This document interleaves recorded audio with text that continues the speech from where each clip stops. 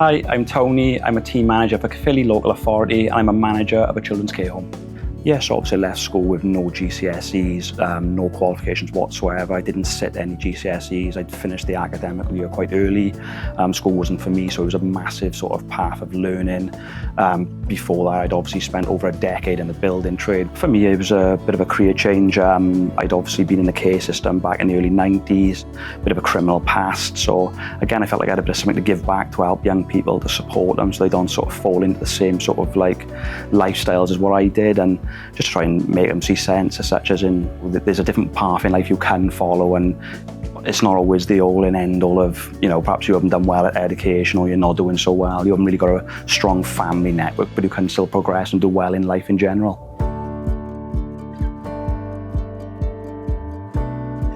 Yeah, the learning and development path is really good. It's obviously funded by the Welsh Government. Part of the Welsh Government for supporting the funding for qualifications is that you do your key skills maths and English, because they see that if you want to pursue another career, that obviously you take your literacy and numeracy with you anyway, and it helps you in day-to-day life. So I don't think the job is for everyone. I think people have different aspects of the job. Obviously I thought the job was, you know, care, it was sort of stereotypical as a female job, perhaps an older female, but working in the industry now, there's a lot of young males that work, and a lot of young people in general that sort of like bring their life experience on.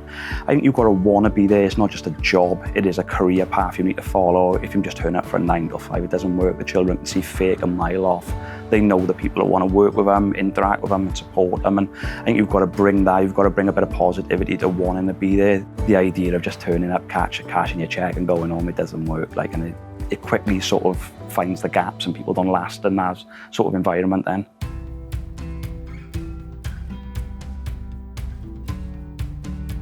For me, one of the main important values for somebody that's going to be a child, sort of work with children, is to have that understanding.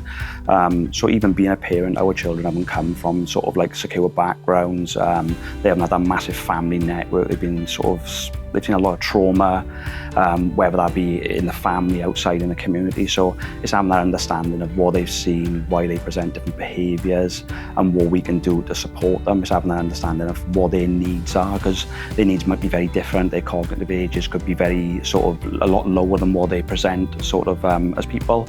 And it's just knowing sort of like how to interact with them on what level and what level of support they will need daily to meet their needs, their personal needs. The job is very rewarding. I think there's a lot of lows, and you always reflect on stuff, you know, the bad times, but I think the good always weighs it out.